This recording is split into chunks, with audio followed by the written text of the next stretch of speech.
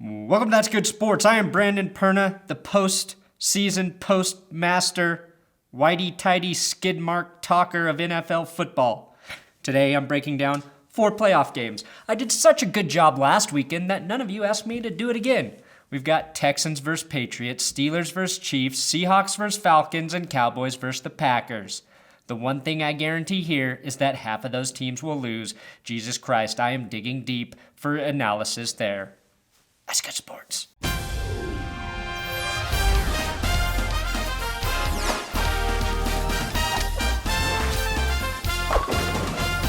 This episode is sponsored by CWHemp.com. Use my promo code, That's Good, for 10% off of your order of Charlotte's Web hemp oil. Why do you want hemp oil? Well, if you need to calm the fuck down but don't like pills or being stoned all the time, then try Charlotte's Web hemp oil to get you through the day. It can help you feel better, be a nicer person, and achieve your dreams of becoming an astronaut. Before I predict each game, I want to point out an interesting stat. Last week, every team that won outrushed their opponent. In fact, the top 4 rushing teams were the Steelers, Seahawks, Texans, and Packers in that order. The Packers only had 75 rushing yards, but that was still 5 more than the Giants. But Aaron Rodgers threw for more yards in that game than probably Brock Osweiler did all season long. I think that rushing theme will determine this weekend's winners as well. And for the first time in a while, the playoffs are filled with teams that rush the ball very effectively. Ezekiel Elliott, Devonta Freeman, Legarrette Blount, Le'Veon Bell, and Lamar Miller all finished the season in the top 10 in rushing yards. Thomas Rawls may have been there as well had he been healthy all year. And I didn't even mention Tevin Coleman. 2016-2017 is the season the running backs have returned. Texans versus Patriots. This week, I believe nobody except a few diehard Texans fans believe they can win this game. Respect to the Texans for handling their business last week against the Raiders, but having them in the playoffs is more annoying than the flippin' fantastic pancake commercial guy. As good as grandma. Is this guy A, a serial killer, B, a pedophile, or C, is he Roy Batty from Blade Runner with the bow tie? Would you like some pancakes? The Texans have a good defense, and that's about it. Their offense is bad, and their team makes way too many mistakes to take down the dark side. During week 3 of the NFL season, New England shut out the Texans 27-0 with Jacoby Brissett, or Brisket, if you want to think of him as a tasty quarterback. The Patriots rookie, 3rd-string QB, shut out the Texans. Houston also coughed up the ball on 2 kick returns. I doubt they make that mistake again, but turnovers are a concern. Houston has 2 strengths, pass rushing and a solid secondary, with one of the best corners in the NFL in A.J. Bouye. That's the correct pronunciation. We know Tom Brady and the offense will have success. Their game plan is always fucking perfect. Dion Lewis and Legarrette Blount are a dangerous combo, and James White has been great catching passes out of the backfield. And with the addition of Michael Floyd, who has now had enough time to learn the offense, the Patriots have all the weapons they need on offense. Here's a fun game I like to play. Which pasty Patriot player would your wife or girlfriend not fuck? The answer is none. She would fuck them all. The thing that is different this year compared to last year for the Patriots is that their offensive line is much better. Both tackles, Nate Solder and Mark Cannon, have played very well all year long, which means I doubt Jadeveon Clowney and Whitney Merciless have the success they've become accustomed to this season. The other thing is the Patriots defense is highly underrated, or at least highly under-talked about. They finished the season number 1 in points allowed, 15.6 points per game. I posted that on Twitter last week, and the common response was, yeah, but all the offenses they played this season were shit. That's irrelevant. Holding opposing teams to an average of 15.6 points per game is insane. Also, Houston's offense sucks, so I'd bet New England stays on par for this game. I believe the Patriots will win this one 23-10. The Patriots will win the field position battle, control the clock with their run game, and tell the Texans just give up and slit their wrists on the field. That's how the Patriots beat you. What I'm praying for, what I really want to happen, is the biggest upset in football playoff history. Nobody believes the Texans can win this game. Everyone is shitting on them, which might be just enough to motivate them to a miraculous win. We're counting on you, Brock. It's not reassuring, is it? Seahawks versus Falcons. I'll be in the mountains on my snowboard shredding fresh powder when this game starts.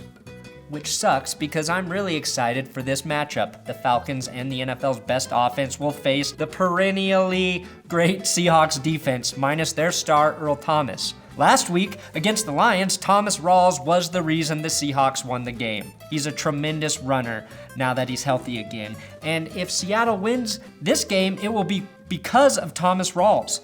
Atlanta's pass rush, after a very slow start this season, finished the year with the league's leading sack attacker, Vic Beasley. Beasley, oh my God. Beasley and Brooks Reed will have a field day as pass rushers against the horrible Seattle offensive line unless Thomas Rawls rushes well again. It's going to kick your ass, Beasley. Last week, the Seahawks line played pretty good in run blocking situations. They may be able to do that again against Atlanta and allow Russell Wilson to pick and choose when he takes his shots down the field. Something he does very well. If Seattle wins, it will be because Thomas Rawls outrushes the deadly duo in Atlanta, Devonta Freeman and Tevin Coleman, and Doug Baldwin steals another touchdown from Javon Curse. You fucking thief, Doug! How dare you? It's like you got no respect for your teammates, Dougie. Seattle beat Atlanta previously this season because a ball bounced off of Julio Jones' hands late in the game and fell right into Earl Thomas's lap for the pick. Matty Ice torched the Seattle secondary for 335 yards, 3 touchdowns, and that one pick that really wasn't his fault. I'm picking the Falcons to win this game at home and another close game. Sure, the Broncos won the Super Bowl last year with the bad offensive line, but I think that weakness for Seattle is going to cost them against a very good Atlanta team that can score a shit ton of points. Falcons win 27-20. Does it even matter that I pick a score? Who the fuck cares, right? Steelers versus Chiefs. If you recall, a week ago I praised Le'Veon Bell in the prediction episode, saying he would be a big factor in the game against Miami. All he did was set a Steelers postseason rushing record. That's all he did. And scored on a touchdown drive where he was the only player to get the fucking ball. If Pittsburgh beats the Chiefs, it will be because Bell has another big game on the ground. Kansas City's weakness on defense is stopping the run. They gave up 121 yards per game this season, and if you're Pittsburgh, that's where you attack, because the rest of the defense is very good. I really like the Kansas City secondary. Marcus Peters, Terrence Mitchell, Ron Parker, and Eric Berry form one of the most complete units in the league. They are talented, but they receive a lot of help from pass rushers Justin Houston, Tamba Hali, and Dee Ford. The Chiefs only have 28 sacks this season, but they are excellent at getting pressure on quarterbacks. Dee Ford's return late in the season provided a huge boost to that defense. The Chiefs became dangerous, legitimately dangerous, with the emergence of Tyreek Hill. Here's what's interesting. The Chiefs did to the Broncos on Christmas exactly what the Steelers did to the Dolphins last week. Score a ton of points right away on big plays. Hill and Travis Kelce both scored 50-plus yard TDs just like Antonio Brown. And they did it against arguably the best defense in the NFL. However, I trust Antonio Brown, Le'Veon Bell, and Big Ben's big play capability more than Alex Smith, Tyreek Hill, and Travis Kelce. The Steelers are pretty good at creating pressure situations for opposing quarterbacks, and I'll credit both Roethlisberger and Smith as two quarterbacks who handle pressure very well. Ben extends plays, Smith runs for first downs. This is going to be a great game, maybe the best one over the weekend. I predict that it'll be close, but I jumped on the Le'Veon Bell bandwagon before last week's game, and now I'm on it. It's cozy on that bandwagon with plenty of free weed, a lot of great food, and some bad rap music played by Le'Veon Bell, which is just his own rap music. Sorry, Bell. Just being honest. Steelers win this one, 24-23. Packers versus Cowboys. The Cowboys have been a fun team to follow this season.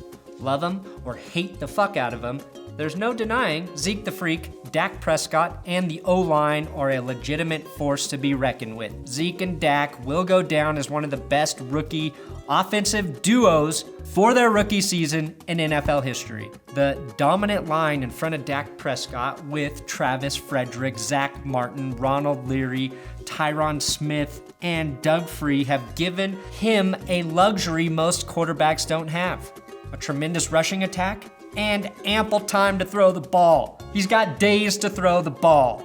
The offense is full of weapons, including Darren McFadden, who fills in when Zeke is tired. The question is, how will the two rookies do in their first playoff game? I believe Elliott will be fine, despite the fact that the Packers have a stout run defense.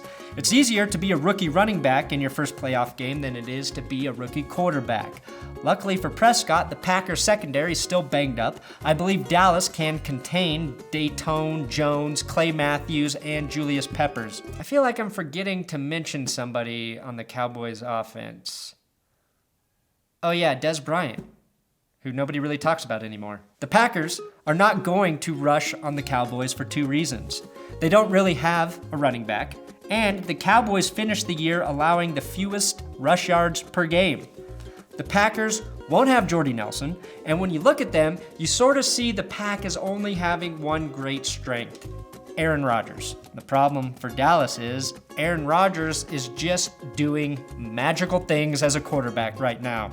As good as Matt Ryan or Tom Brady or Ben Roethlisberger is, Rodgers is on a different level right now, and you can't understand that unless you watch him play live. It's more than the 3 Hail Marys he's hit in the last 2 seasons or the 12 touchdowns and 0 picks he has over the last 3 games. It's how elusive he is in the pocket. He extends plays. For 8 seconds this play goes. That dance and throw is crazy, and he did it more than once against the Giants. The Cowboys' plan of attack is to keep Rodgers out of rhythm, because once he finds the rhythm, he's unstoppable.